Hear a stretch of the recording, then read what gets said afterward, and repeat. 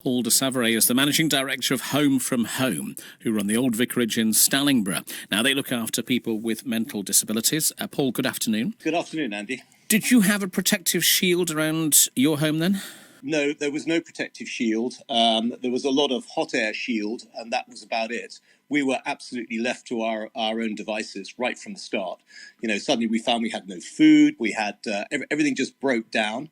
And bear in mind that we support very, very complex people, individuals. You mentioned mental health, but they have learning disabilities, autism as well. And suddenly all of their routines were upended because they couldn't go out and shop or anything like that. And there was no food. It was a nightmare. Were you getting any guidance at all? Were you getting any indication of how you needed to progress at that time? None at all. Nothing that had made any sense whatsoever. And actually, if I'm honest with you, I don't blame the government to some extent, because the whole thing was such a disastrous situation that I don't know how anybody could have prepared for it. And everybody was left to their own devices just to get on with it and make it work.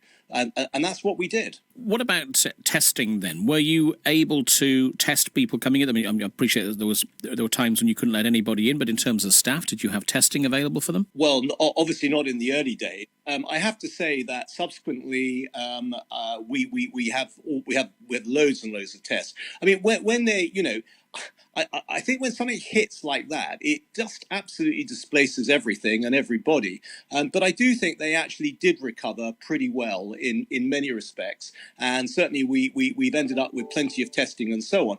Where they haven't recovered is the way in which they actually work with care homes, where they don't actually engage in a meaningful way, which is a massive problem for us because we support individuals with learning disabilities who they have not got a clue what the implications of doing that are. What is the current guidance for you now then? Wow. Well, the current guidance essentially is based on an elder person's type guidance, and there is nothing that is specific for individuals with learning disabilities. So it's very, very difficult, because if you have autism, you can't, well, first of all, people can't come into our homes because of the nature of our homes. They're not regular care homes in the way that you would think.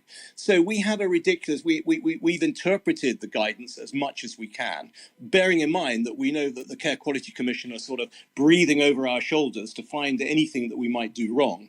And interpreting the guidance, you have a ridiculous situation where actually one of our individuals can go home to a family home.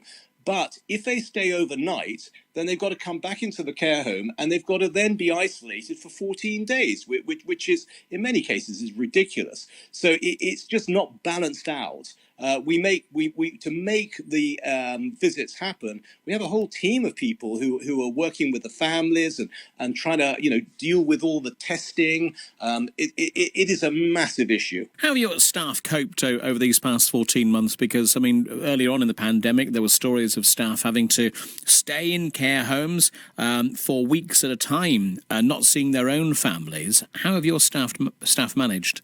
Well, I have to say our staff are phenomenal, absolutely phenomenal. In some respects, it probably sounds quite odd, but it was almost easier to deal with some of these situations and for staff when it was being locked down, because when everything was being locked down, you couldn't go anywhere. So in a way, it was, they had a routine because the individuals we support had to have that routine. So they had a focus.